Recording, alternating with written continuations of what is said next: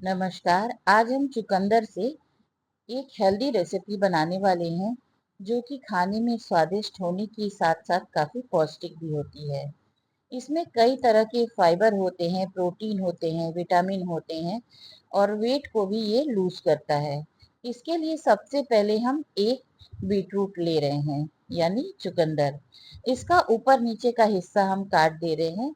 इसी तरह हम 4 केले लिए हैं और चारों को केले को अलग-अलग करके इस तरह हम हल्का-हल्का नीचे का काटेंगे। साथ ही अगर आप इस चैनल पर नए हैं और आपने अब तक चैनल को सब्सक्राइब नहीं किया है तो प्लीज़ हमें सब्सक्राइब करें और साथ में बेल आइकन भी दबाएं ताकि हमारी रेसिपी की नई नोटिफिकेशन आपको मिल सके। अब हम केले को और चुकंदर को कुकर में डाल देंगे और इसके साथ ही थोड़ा पानी हम इसमें डालेंगे और साथ ही कुकर को बंद कर देंगे। अब हम गैस की फ्लेम को चालू कर देंगे और इसके बाद कुकर इस पे चढ़ा देंगे।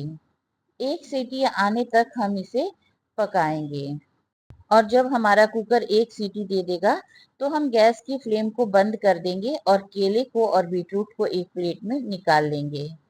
अब केले का इस तरह हम सारा छिलका हटा देंगे। केले का सारा छिलका छिलने के बाद हम बीटरूट का भी छिलका उतार देंगे। बीटरूट यानी चुकंदर खाने के बहुत सारे फायदे हैं। ये कोलेस्ट्रॉल को कम करता है और साथ ही ये पाचन में भी सुधार करता है।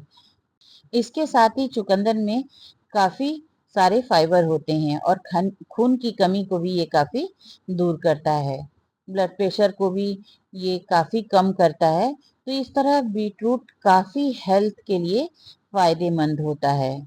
अब हम ये उबले हुए केलों को इस तरह से मैश कर देंगे किसी फोक की हेल्प से। इससे हमारे केले अच्छे से मैश हो जाएंगे। कच्चा केला भी बहुत ज़्यादा शरीर के लिए फायदेमंद होता है। ये एसिडिटी की ब्लॉटिंग को ख़त्म करता है और इसे शुगर के पेशेंट भी खा सकते हैं। अब हम एक प्लेट ले लेंगे और इस तरह का हम कद्दूकस ले लेंगे। इसमें ये बीटरूट को हम कद्दूकस कर लेंगे। इस तरह बीटरूट भी हमारा कद्दूकस हो गया है। अब हम कद्दूकस किए हुए इस बीटरूट को मैश किए हुए केले में डाल देंगे।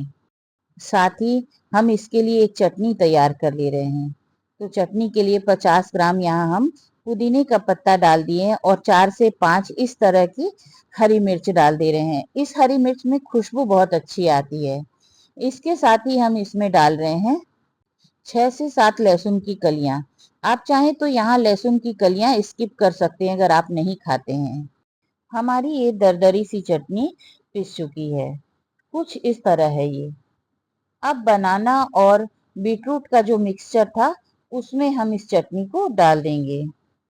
इसके साथ ही अब हम इसमें मसाले डाल लेते हैं। तो हाफ स्पून यहाँ हम नमक डाल रहे हैं। नमक स्वाद के अनुसार ही डालें। 1/3 स्पून यहाँ काला नमक ऐड कर रहे हैं और इसके साथ ही यहाँ आधा चम्मच हम धनिया पाउडर डाल रहे हैं और साथ में हम यहाँ पर डाल रहे हैं हाफ स्पून चाट मसाला। आप इसकी जगह आमचूर भी डाल सकते हैं और या इसे स्किप भी कर सकते हैं और साथ में 1/3 स्पून गरम मसाला डाल रहे हैं और आधा नींबू का रस यहाँ पर हम डाल रहे हैं, लगभग 1 टीस्पून, और थोड़ा सा हरा धनिया कटा हुआ ऐड कर देंगे। इसके साथ ही 2 चम्मच हम यहाँ पर सत्तू डाल रहे हैं। आप चाहें तो यहाँ भुना हुआ बेसन डाल सकते हैं या फिर ब्रेड क्रम्स डाल सकते हैं और या फिर इसमें आप अरारोट या कॉर्नफ्लोर भी डाल सकते हैं। चूंकि हम इसे हेल्दी बना रहे हैं तो यहाँ हम सत्तू का इस्तेमाल कर रहे हैं। अब हम इसे अच्छे से मिक्स कर ले रहे हैं। अब इसे अच्छे से मिक्स करने के बाद थोड़ा बैटर हम इस तरह हाथ में ले रहे हैं और इस तरह हाथ में गोल गोल घुमाते हुए इसका एक कटलेट की तरह बना देंगे। आप चाहे इसे किसी भी शेप में बना सकते हैं। अब एक चाकू से यहाँ हम इस तरह उलट के और डिजाइन डाल देंगे। इसी तरह हम सारे कटलेट को शेप दे देंगे और शेप देने के बाद इस तरह इससे डिजाइन डाल देंगे। इस तरह हमारे ये कटलेट तैयार हो गए हैं। अब इनको सेकने के लिए हम लोहे का तवा चढ़ा दिए हैं।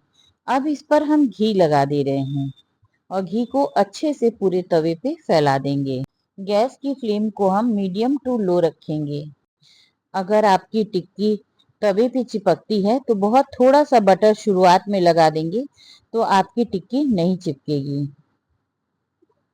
अब इसको उलट पलट कर हम सेक लेंगे। 10 से 12 मिनट में ये टिक्की बिल्कुल अच्छी सिक जाती है और एकदम सॉफ्ट हमारी ये टिक्की काफ़ी अच्छी लगती है। आपको हमारी ये रेसिपी कैसी लगी? आप कमेंट करके हमें ज़रूर बताएं। इससे हमें मोटिवेशन मिलता है। इस तरह हमारी ये सारी टिक्की तैयार है। आप ये रेसिपी अपने घर में ज़रूर ट्राई करें। काफ़ी हेल्दी हमारी ये टिक्की बनाना बीटरूट टिक्की है। काफ़ी अच्छी हमारे ये बनाना बीटरूट टिक्की है। आप एक बार इसे ज़रूर ट्राई करें। इस तरह हमारी टिक्की अच्छे से सिक चुकी है। अब हम इसको सर्व करने के लिए एक छोटा सा केले का पत्ता ले लिए हैं। उस पर ये सारी टिक्की हम रख देंगे।